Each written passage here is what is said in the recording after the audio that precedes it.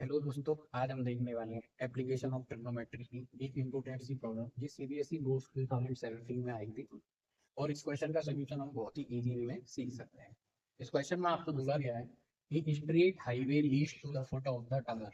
एक टावर आपको अज्यूम करना है। उस टावर के पास एक स्ट्रेट हाईवे है जो टावर के बॉटम तक जा रहा है, मतलब टावर तक जा रहा है। A man is standing at the top of the tower. और टावर के टॉप पर एक पर्सन है जो आपको ड्रॉ करना है, बनाना है, समझना है। And he observes A car eight an angle of depression 30 degree. वो पर्सन टावर के टॉप से एक कार को 30 डिग्री डिप्रेशन के साथ आते हुए देख रहा है, मतलब नीचे की तरफ आते हुए।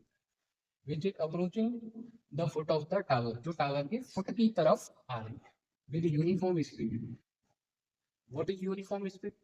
Uniform speed means its speed does not change with time. पहले हम इतना ड्रॉ करते हैं। तो सबसे पहले with the help of scale आप ये तरह जो ड्राइंग बनाए वो स्केल की हेल्प से ही बनाना, जैसे आपको मार्क्स अच्छे से। और आपको बताया गया है चाहे आपको क्लिप बनानी हो, फाउंटेन बनाना हो, बिल्डिंग बनानी हो, आप एक straight line, vertical straight line से उनको शो कर दें। ये जो टावर है, टावर अर्थ के साथ कितने डिग्री का एंगल बनाता है? 90 डिग्री का एंगल बनाता है। इन टावर के टॉप पर एक पर्सन आपको स्टैंड करना है। ये पर्सन स्टैंड कर दिया। अब ये पर्सन एक कार को आते हुए देखता है, तो आपको अगर आप बना सकते हैं तो आपको एक कार जैसा ड्राइंग बनाना है। और इसको जब ये विजुलाइज करता है तो इसकी लाइन ऑफ साइट के साथ ये एंगल ऑफ डिप्रेशन बनाती है 60 degree. No no no no, शुरू में ये बना रही थी 30 डिग्री। तो इसकी लाइन ऑफ साइट के साथ आप ये एंगल बना लेंगे 30 डिग्री। पेपर में आपको ये सारी ड्राइंग सेल्फी बना के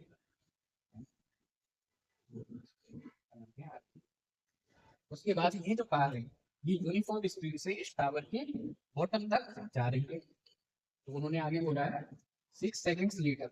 जैसे ये टावर की तरफ जाएगी तो 6 सेकेंड्स के बाद इसकी पोजीशन पी से चेंज हो जाएगी और टावर की तरफ इसकी न्यू पोजीशन अज्यूम कर लेते हैं क्यू हो गई।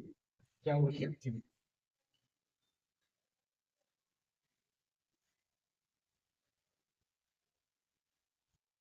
और इस बार जो एंगल ऑफ डिप्रेशन है वो देखते हैं कितना। The angle of depression of car is found to be 60 degree. अब ये चेंज होकर कितना हो गया है? 60 डिग्री, पहले से डबल ही हो गया है। Find the time taken by the car to reach the foot of the tower. Tower की फीट तक पहुंचने के लिए, मतलब आर पॉइंट तक पहुंचने के लिए आपको बताना है कितना टाइम लगेगा। अब देखते हैं इस क्वेश्चन का सोल्यूशन किस तरीके से किया जा सकता है। तो आपने देखा है हमने बहुत सारे क्वेश्चन हुए, इन सारे क्वेश्चनों में सबसे पहले हम ट्राइंगल सेलेक्ट करते हैं और उन ट्राइंगलों में देखते हैं कौन सी चीज, कौन सा साइड कॉमन आ रहा है। तो इन दोनों ही ट्राइंगलों के लिए जो आर एस साइड है वो कॉमन आ रहा है, मीन्स ये पूरा क्वेश्चन आर एस के रेफरेंस में होगा। तो सबसे पहले हम इस कार की स्पीड को अज्यूम करते हैं that the speed of car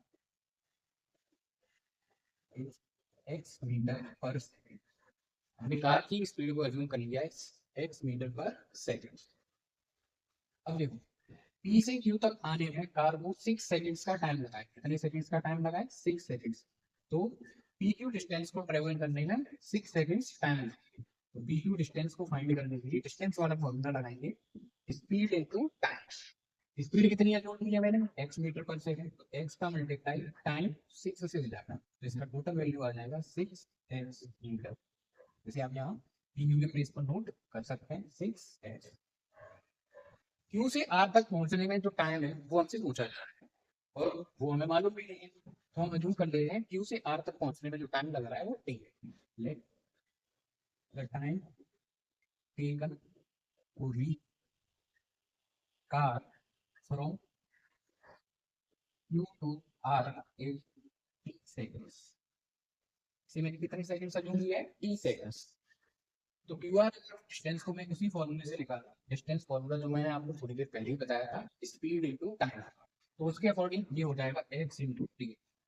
जैसे हम देख सकते हैं टी एक्स, तो इसको भी शो कर लेते हैं टी एक्स। जब हम लास्ट ट्राइंगल कंसीडर करेंगे तो उसकी जो बेस लाइन होगी वो हो जाएगी पी आर।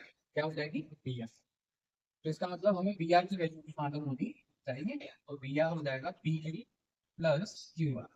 वैल्यू इंक्रीज करेंगे 6x P x x common लेंगे तो ये हो जाएगा 6 + 8 मीटर।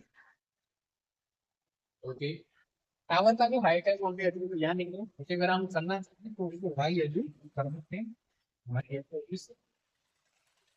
अब 1/1 और आसानी से इस क्वेश्चन का आंसर होते हैं।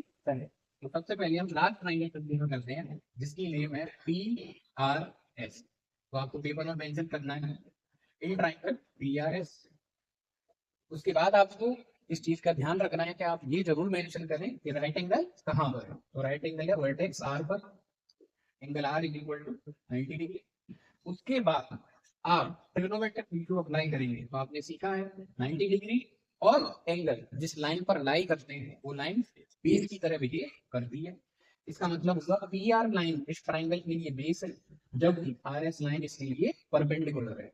इसके लिए क्या है? परपेंडिकुलर। तो अब मैं यहाँ पर परपेंडिकुलर और बेस में रिलेशन tan थीटा अप्लाई करता हूँ। tan 30 = perpendicular upon base. Perpendicular की प्लेस पर आप वैल्यू यूज करेंगे y और बेस के प्लेस पर आप वैल्यू करेंगे पी आर, जिसे मैंने अभी सॉल्व किया था। इसका आंसर है x × 6 + 3, जिसका आंसर आ रहा है x × 6 + 3। अब आपको यहाँ तक उम्मीद करते हैं आसानी से समझ में आ गया होगा। इसके बाद आप tan थीटा tan 30 की वैल्यू भी रिप्लेस कर सकते हैं। tan 30 = 1/√3, जैसा कि आपको याद करवाया है 6 + 3। y का वैल्यू अगर मैं यहाँ से कैलकुलेट करूँ तो इट विल बिकम y का वैल्यू फाइंड करना है तो x × 6 + 3 का मल्टीप्लाई 1 से हो जाएगा। तो ये एक्सप्रेशन होगा वो इस तरीके से रिड्यूस होगा आएगा, जैसे मैं इक्वेशन नंबर 1 मार्क कर ले। एक बार आप इसको देखो, इसके बाद इसके बचे हुए क्वेश्चन को सॉल्व करते हैं।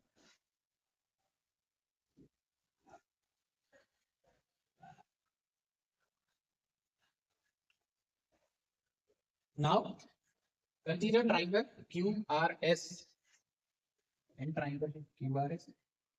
Right angle is also available at vertex R, that is 90 degree. Now we are going to try to figure out which side acts as a base.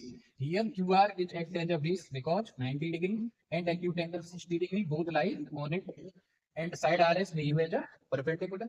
So once again we are going to apply a relationship between perpendicular and base, that is tan theta, but theta is different from previous triangle. Therefore we apply tan 60 degree is equal to perpendicular, that is y, and base, that is dx. Now we are going to replace the value of tan 60 degree. Tan 60 degree की value आप सब बच्चों को मालूम है कितनी होती है? That is √3. We can write it as √3/1, that is equal to y/dx. y का वैल्यू हम पहले भी ऑब्टेन कर चुके हैं, y दोनों ही ट्राइंगलों में सेम है। तो y का वैल्यू अगर हम सेकंड ट्राइंगल की मदद से फाइंड करें तो ये आ जाएगा √3dx, जिसे मैंने मान किया इक्वेशन नंबर 2। अब जैसा कि हम देख पा रहे हैं कि दोनों ही ट्राइंगलों में जो y लेंथ है वो तो सेम ही है। इसका मीनिंग ये हुआ कि y का आप चाहे फर्स्ट ट्राइंगल से वैल्यू निकालो सेकंड ट्राइंगल से वैल्यू निकालो, ये दोनों ही वैल्यू सेम रहने वाली है। तो आप इनसे लिखेंगे from equation number first and second, y का जो वैल्यू है √3dx ये इक्वल हो जाएगा x × 6 + t डिवाइडेड बाय √3। इसके बाद आप क्रॉस मल्टीप्लाई यूज करेंगे और थोड़ा सा मैथमेटिक्स लगाएंगे तो x इस x को डिवाइड कर देगा, √3 इस LHS वाली √3 से मल्टीप्लाई होगा और इसका एक्सप्रेशन सॉल्व करने से आ जाएगा √3 × √3, that is 3 times 3 × t is equal to 6 + t। ये जो एक्सप्रेशन है इसको आप इस तरीके से आगे सॉल्व करेंगे। तो पॉजिटिव t है, ट्रांसपोज करने से आर एच जैसे एल एच एस में जब लाएंगे तो इसकी साइन चेंज हो जाएगी और 3t - t एक्सप्रेशन आएगा, जिसे आप सब बता सकते हैं 2t। और t का वैल्यू जब आपको फाइंड करना है तो आपको इस 6 को 2 से क्या करना होगा? डिवाइड, और डिवाइड करने से इसका आंसर आ जाएगा 3 सेकंड्स। एक बार आप इस कंप्लीट क्वेश्चन के आंसर को देखो, आपको कोई प्रॉब्लम हो तो बताओ। जो मेन कॉन्सेप्ट है वो यह है कि आप दोनों ही ट्राइंगलों में उस कॉमन साइड के रेफरेंस में क्वेश्चन को सॉल्व करो जो दोनों ट्राइंगलों में आ रही है। tan थीटा की मदद से आप इस क्वेश्चन को सॉल्व कर सकते हैं। आई होप आपको ये क्वेश्चन अच्छे से समझ में आ गया होगा। Thank you.